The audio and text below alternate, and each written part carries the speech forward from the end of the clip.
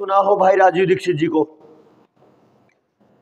उन्होंने लगभग 25 साल तक पूरे देश के कोने कोने में घूम के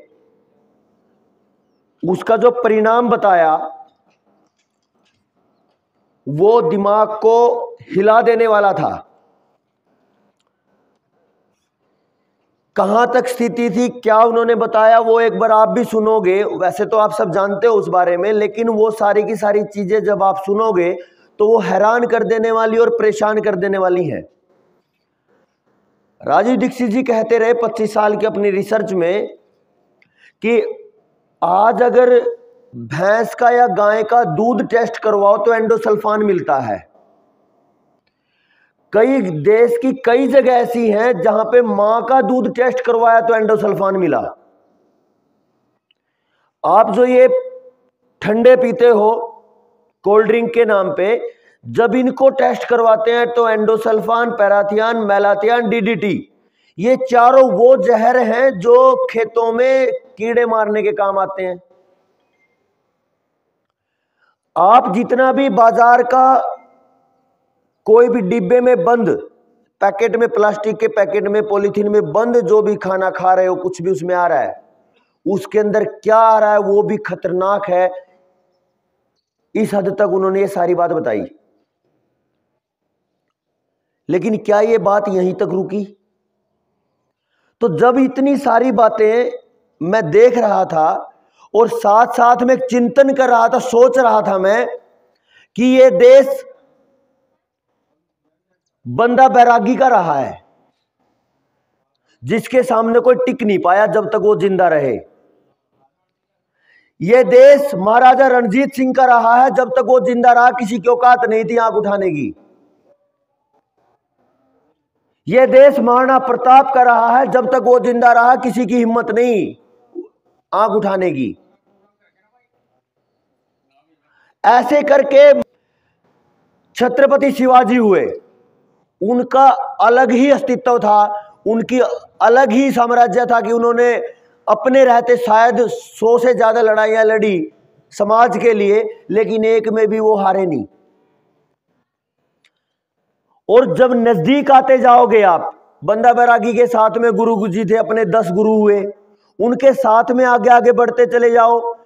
भगत सिंह की बात करो, चंद्रशेखर आजाद की बात करो, जितने भी आपकी नजर में जितने आपने सुने होंगे नाम, उन सबको मैं देख रहा था और उस लेक्चर को साथ में सुन रहा था जिसमें यह कहा गया था कि मां के दूध में भी एंडोसल्फान नाम का जहर आना शुरू हो गया है।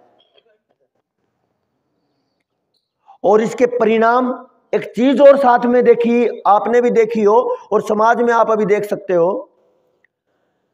2009 में इस देश का प्रधानमंत्री कहता है मनमोहन सिंह कि इस देश के 100 में से 43% बच्चे कुपोषण में हैं। हाइट नहीं बढ़ रही है, खून की कमी है, हीमोग्लोबिन पूरा नहीं है, आंखें कमजोर हैं, हड्डियां कमजोर हैं, 85 तरीके की समस्याएं उसमें गिनवाई। तो दो चीजें एक साथ चल रही थी, कहां वो बंदा बैरागी और गुरु गोविंद सिंह का देश, और कहां लगभग 50% के आसपास कुपोषित देश।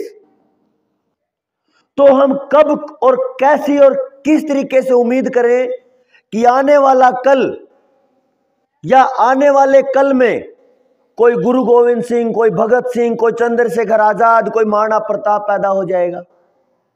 ये मैं तब सोच रहा था जब इस देश का प्रधानमंत्री कहता है कि 43% बच्चे कुपोषित हैं, लेकिन और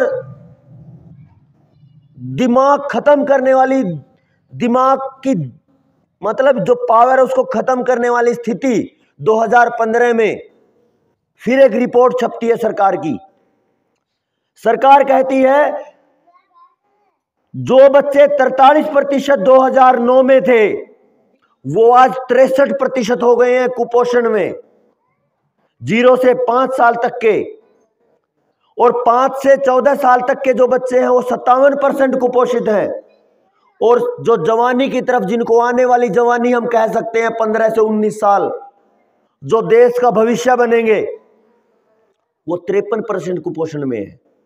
केवल 6-7 साल में, 2009 से और 2015 के बीच में, केवल 6 साल में इस देश का इतना नाश हुआ कि जो 43% थी कुपोषण की या इस समाज के युवाओं की बर्बादी की, वो 63% हो गई केवल 6 साल में।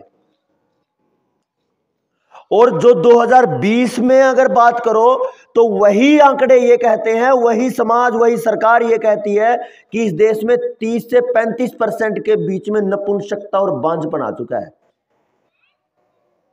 तो जब हम पिछले 12 साल 15 साल पहले की बात करें, जब बात यह आती थी कि 43% बच्चे कुपोषित हैं, और जब मेरे जैसे किसी युवा के दिमाग में यह आता था कि जो आज 50% के लगभग है, आने वाले 5 साल 10 साल बाद क्या होगा, वो यही हुआ कि 11 से 12 साल के बीच में ये देश के जो युवा हैं, और वो युवा कौन, क्योंकि साथ साथ में सारी चीजें चलती हैं, महाराणा प्रताप का देश, शिवाजी का देश, गुरु गोविंद सिंह का देश, ये सभी ऐसे योद्धाओं का देश, और उस देश में 50% से ज्यादा कुपोषण और 35% तक नपुंसकता और बांझपन, बच्चे ही पैदा नहीं हो रहे। कहां तक हम पहुंच गए? क्या हमने समझा? और क्या कभी सोचना शुरू किया कि स्थितियां क्या हैं? कल मैं दिल्ली जा रहा था, रात को वापस